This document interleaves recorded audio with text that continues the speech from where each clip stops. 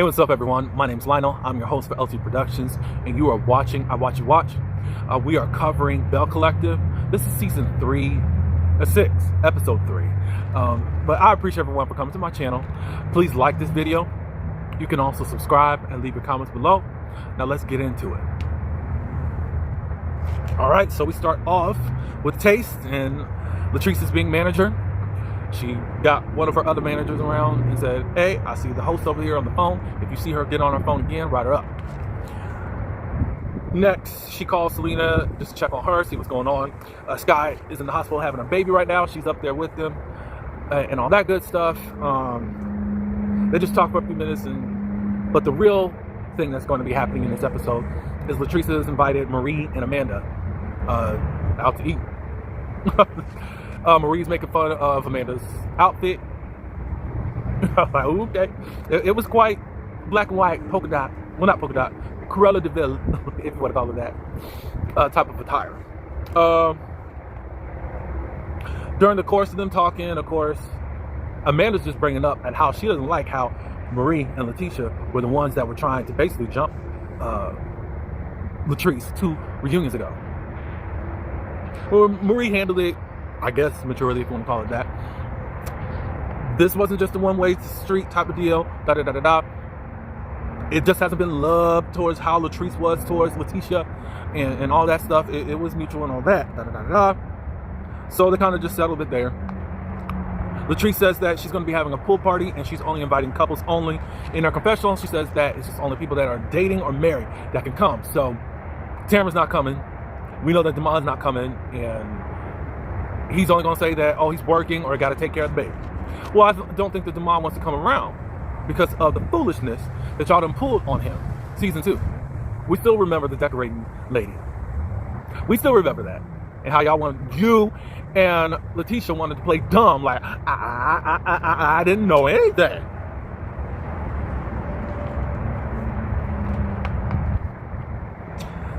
Letitia and Carrie's invited her out to, well, she said it was exercising, but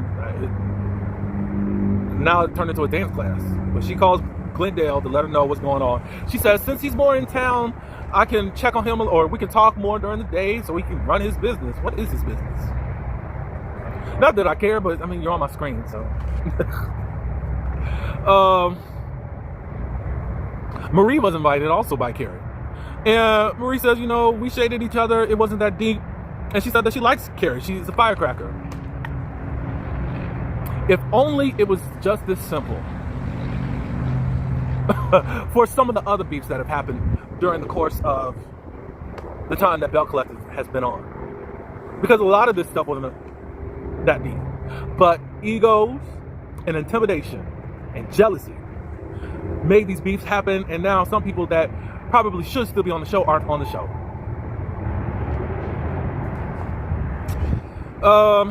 So we got an ex-NBA dancer instructor and all that. Of course, Marie was like, well, you just get into my business, now let me get in yours, Carrie. And she's asking, what's going on with you? She says, since we got 3 restaurants that are going on right now, she's struggling with being present as far as with the marriage and with the children and all that. And I'm just not that type of doting person. Letitia was like, yeah, that's kind of like what Glenn wants from me right now, to be more doting, cook, be a mattress and mule, all that woman stuff. And he goes and brings the bacon. I don't know. I don't even want to go into it because it's a broken record. So then the next scene, we really didn't see any dancing, but whatever. Carrie goes to one of her spots, Brick and Spoon restaurants. She also lets us know that she's a content creator. But she's soon to be having a grand opening. How she's been kind of managing everything is micro-managing-ish. And the person was like, we got this. Like, not in an attitude-ish way. It was just like, you can go sit down, we got this, or whatnot. She said that she's always been in the hospitality arena, so this is just her comfort, So Matt, her husband, we found out that they've been married for 15 years. He played baseball professionally. They sit down and they talk a little bit. As far as how Carrie's handling things, she's kind of like 80% in with the business, and like the marriage and the family get the back end. What was the exact term? It's like you're moving forward in business but backwards in the marriage. And Carrie says, I've been struggling, and she starts crying, to keep balance. There's the pressure is hard to try to do both. But then she vows and says that I'm going to make sure that I have your back. And then when Matt said, "You sure?" I don't know if you're hearing him, Carrie, because it seems like there's some building up resentment towards you in regards to this. Even though if it was the roles were reversed, you would have got a pat on your back for just being a man and taking charge and all of that. And even if a woman told you, your wife told you, like, I need you more at home, I need you to be more present with me, it would be like, look, I'm sacrificing so we can do this, Of course, you two got great careers. So maybe Carrie's presence isn't as needed, but she doesn't know how to let go a little bit. I don't know yet. We got to get a little bit more with Carrie, but it was a cute scene or whatever.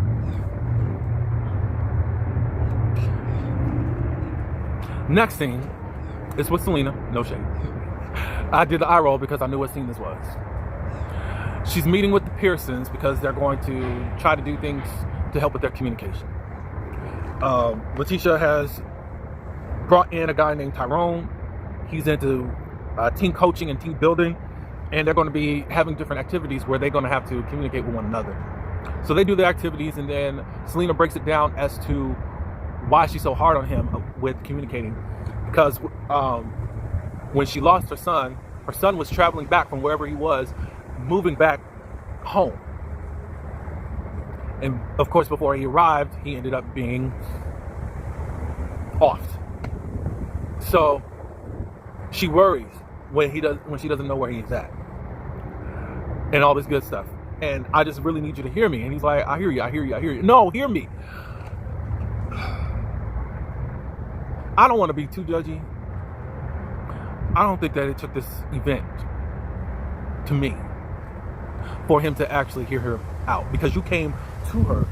That's what we're hearing, when she was going through her thing with her son. And the other children love him because you were a rock.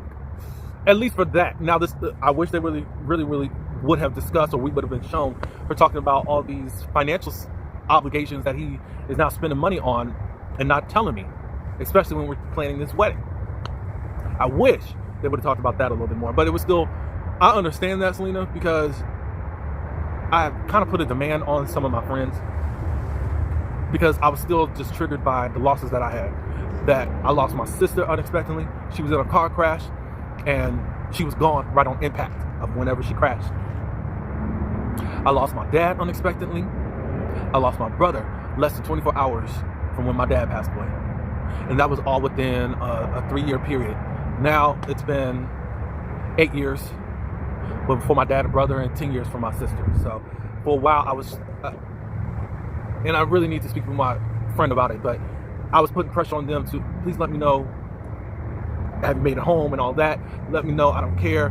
I would even say, look, right now I'm sleeping right now, but please let me know you're home, because I didn't want to lose anyone else unexpectedly. I couldn't handle that. But then after a while I said, no, I can't really just put somebody under that type of obligation like that. So I backed off from that and more tried to heal on my own. All right. Okay. So Selena has her event. It's called Release, Restore, and Renew. It was a tribute to her son, but also she had gotten panelists together to help different ones that are in grief, that just may be alone. A lot goes into just talking about it. Latrice is one of the panelists. She's going to be talking about losing her loved ones, specifically her brothers. She don't talk about it a lot, and she did say that in some ways her and Selena do bond a lot because they've lost loved ones kind of sort of in the same way. There was an individual stating, especially if your loved one was pow-powed, and I'm saying pow-powed because we don't even know how they got unalived, but they were unalived by someone else. You're dealing with losing them unexpectedly and then not knowing who actually did it to them. Now, none of mine were fatalities as far as someone doing something, even though there is some questions about my brother and a little bit about my dad. But hey, anyways, it's a lot. Latrice ended up talking about her story. She had this dream about one of her brothers, and she told him I had a dream that you were gone. DEAD. I'm trying to be discretionary for YouTube. And he was like, no, I'm here. I'm going to always be here. And that same day, gone. She ended up losing her other brother. The whole background is that when she was little, her dad ended up leaving her mom. So she's dealt with abandonment issues. So her brothers are the ones that raised her growing up. So when she lost them, she's always had these abandonment issues.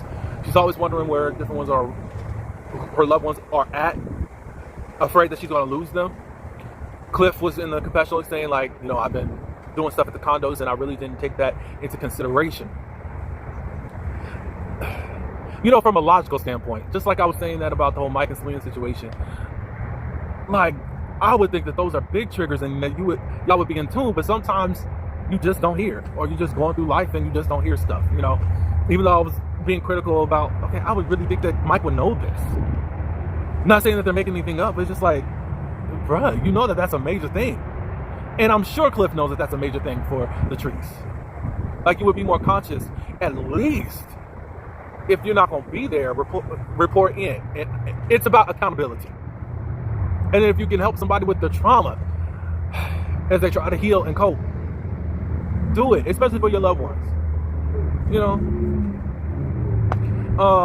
But anyways, I'm saying all this, and I'm not trying to be too critical, but yeah, just be aware of, and this is for anyone, be aware and be sensitive of others. It won't be like that forever, especially if you just kind of be there in support of them and what they are asking and what they need. You know. So after everything was taken care of, first, thank you, Selena, for doing this, because I needed it. I needed to hear some of these things. So thank you. Marie, they noticed that Marie got her wedding ring on. She got it on, I guess it would be the right one. She's, I guess, looking to get remarried again. So we're here. Okay. You already know my thoughts. You can see from my first and second review. Selena says, all I know is y'all better not get married before I do. And of course, Mike was like, ooh, yeah. He knew, like, okay, y'all got to get a step on it, but you're going to have to save some more money, y'all. Selena does share her story, of course. The trees, da-da-da-da-da. So they do this balloon release. Everyone had to just pick a person or thing or person that they just wanted to release, you know, so that you can have some relief from the weight of carrying this type of grief on you. And they did it, and I think it was just a wonderful presentation. So hopefully we get more of that. And I'm glad that Selena's in that vein. And I'm glad it's just not Selena thinking about herself. She wants to help other people with it, with grief, because she knows it too well. Now we're at Latrice's pool party. Here comes the mess.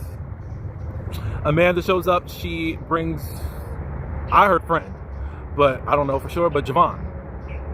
We find out a little bit later that Javon is Marie's cousin. Javon is stud presenting within the queer community.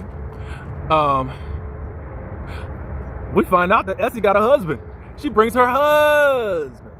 So she said, look, y'all ain't gonna keep calling me lesbian with Marie. I got a whole husband at home. I said, that's cool. I wish we would have seen him a lot. I mean, that would have cleared things up a long time ago. But anywho, so then after a while, after being out the pool, then they came back inside and started asking all of these questions. What is the craziest place that you had sex in? And the only one I'm going to talk about, the wildest one, Matt said that him and Carrie had sex in her parents' bedroom. Obviously, they met when they were teens. I'm like, Lord, Matthew. But it does happen. And then the question was asked, you know production did all this. Have you ever been attracted to someone within the group? And everybody's looking like, what? What are you talking about? So then Carrie said, let me just help y'all out. Everybody state their answer by counting to 3. 1, 2, 3. No. Okay, we're done. But then Amanda says, at least towards Glendale, like, that's a lie. And he's looking like, what are you talking about? And then they're like, what's up? And Letitia was like, well, so you saying he was in your DMs? What's going on?